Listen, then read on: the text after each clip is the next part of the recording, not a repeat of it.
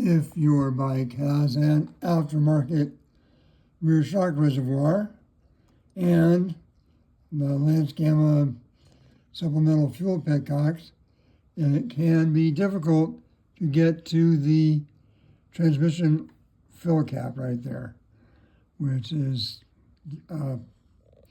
makes changing the oil a little bit more work than it should be.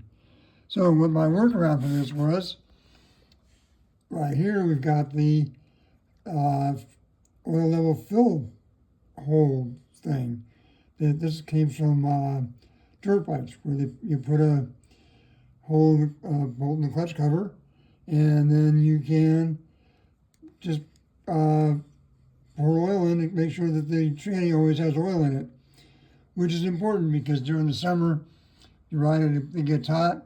There's a vent in the cap up there, of course, because when the oil gets hot in the gearbox, it needs to expand and ventilate. So if you ride a lot in hot weather, the oil can actually just go away, I learned. So during the summer, it's a good idea to put some oil in once in a while. The problem is, with those things in the way, it's difficult. But if you get a turkey baster and a little bit of fuel, this is aftermarket chainsaw gas line, and I used it to replace my carburetor drain tubes because the tubes were so old they were starting to crack and stuff. So this chainsaw fuel line goes into the turkey baster, and it looks like there's a little here. That's just because I stuck the tube up into the baster, and that's where the top of the tube is.